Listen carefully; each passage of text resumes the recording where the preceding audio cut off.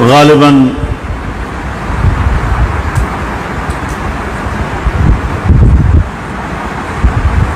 1979 کا تبلیغی اجتماع تھا رائے کا.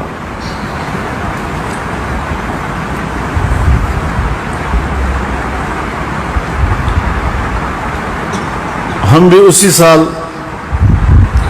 دارالعلوم حقانیہ سے فارغ ہوئے تھے اور قاسم العلوم ملتان میں نے تدریس شروع کی تھی، اور ہم تبلیغی اجتماع میں شرکت کے لیے آئے تھے. ہم نے رات وہیں گزاری اور صبح کوئی 8 بجے حضرت والد صاحب رحمہ اللہ، حضرت مولانا عبید اللہ انور صاحب رحمہ اللہ، حضرت مولانا اجمل خان صاحب رحمہ اللہ اور حاجی غلام دستگیر صاحب رحمہ اللہ ایک ہی گاڑی میں تشریف لائے اور حضرت کے حجرے کے ساتھ مسجد کے ہال میں بیٹھ گئے.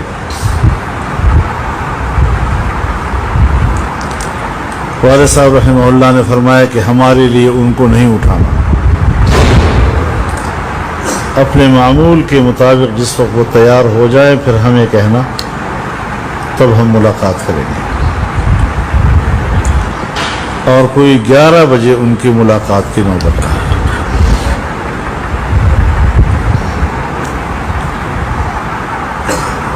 میرے ایک استاد جو دارالعلوم حقانیہ میں میرے جانے اور وہاں داخلہ لینے کا باعث بنے تھے، حضرت مولانا محمد علی صاحب رحمہ اللہ سوات کے تھے. وہ حضرت شیخ کے شاگرد تھے، مظاہر العلوم سہارنپور کے فارغ التحصیل تھے. اور ہم نے دور حدیث میں طحاوی شریف اور ترمذی شریف کا کچھ حصہ انہی سے پڑھا تھا. تو جیسے ہم بالواسطہ حضرت شیخ کے شاگرد بھی تھے.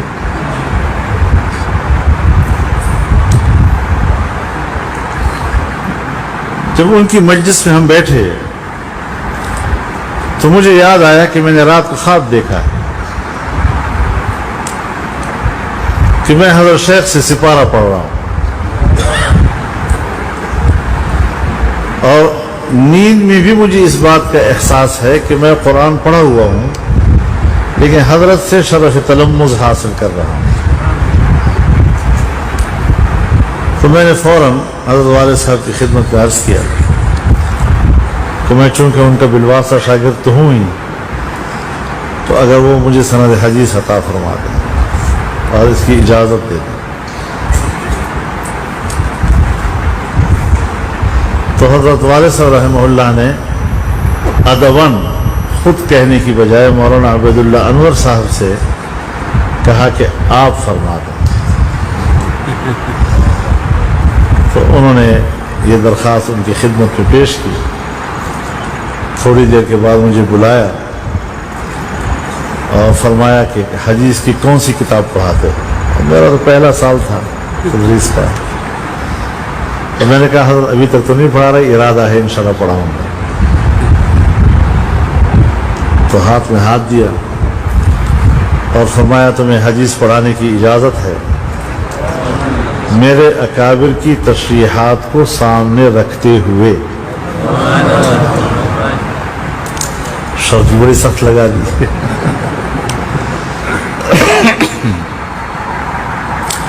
میں نے خود اس کا ایک مفہوم اپنے ذہن میں متعین کیا کہ جس طرح قرآن ہم تک پہنچا ہے تو قرآن کی تفسیر بھی سند رکھتی ہے، جس طرح حدیث کا متن سند رکھتا ہے تو حدیث کی تشریح بھی ایک سند رکھتی ہے. تو ہمارے اکابر نے جس طریقے سے اپنے اکابر و اسلاف سے اور اساتذہ سے اس کی تشریحات وصول کی ہیں، یہی ان کا مقصد ہو سکتا ہے.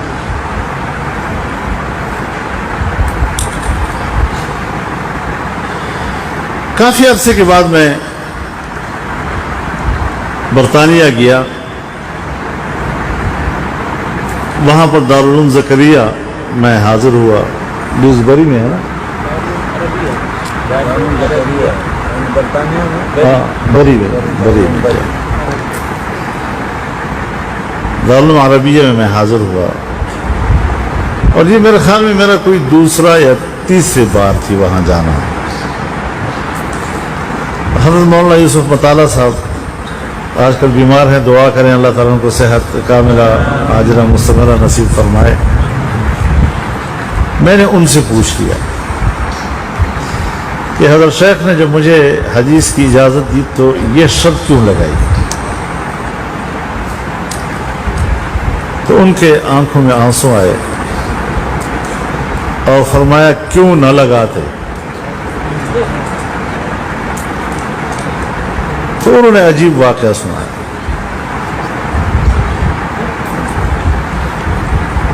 فرمایا کہ حضرت شیخ نے خود فرمایا مجھے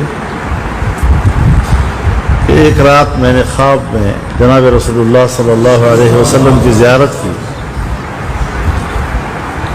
اور آپ نے فرمایا کہ مولوی خلیل احمد نے بذل المجہود میں میرے ایک حدیث کی توجیح کی ہے جو غلط ہے، ان کو بتا دو کہ اس کی توجیح یہ نہیں یہ ہے۔ کہتے میں اٹھا، میں نے فوراً وضو بنایا، اس زمانے میں سہارنپور میں بجلی نہیں تھی، لالٹین جلایا اور لالٹین جلا کر چل پڑا ان کی طرف۔ راستے میں جاتا ہوں تو ایک اور آدمی بھی لالٹین جلاتے ہوئے میرے طرف آ رہا ہے، آمنے سامنے ہوئے تو مولانا خلیل احمد صاحب، تو مجھے انہوں نے فرمایا کہ کہاں جا رہے ہو؟ میں نے ان کو یہ خواب سنایا، فرمایا مجھے بھی یہی خواب آیا ہے، تو میں آپ کی طرف آ رہا ہوں تاکہ بیٹھ کر اس توجیہ کو ٹھیک کر لیں۔ تو جن کے احادیث کی خدمات کی نگرانی حضرت صلی اللہ علیہ وسلم نے خود کی ہو، پھر کیوں کر وہ آپ کو یہ نہیں کہیں گے؟ اور بذل المجہود کا ایک نسخہ قاسم العلوم ملتان نے بھی چھاپا، مکتبہ قاسمیہ نے، اس پر حضرت مفتی صاحب رحمہ اللہ کی تقریض ہے، تو اس میں انہوں نے یہ الفاظ درج کیے ہیں کہ میں نے سنن ابی داؤد کی تمام شروح کا مطالعہ کیا ہے، بذل المجہود کو اس تمام سے بڑھ کر پایا ہے، اور پھر ان کی یہ رائے اپنے اکابر دیوبند اور اساتذہ دیوبند کے تمام شراح حدیث کے بارے میں تھی۔ تو جناب رسول اللہ صلی اللہ علیہ وسلم تک ہمارا جو سلسلہ ہے علوم کا، احادیث کا، تفاسیر کا، وہ ہمارے انہی اکابر سے گزر کے وہاں جاتا ہے۔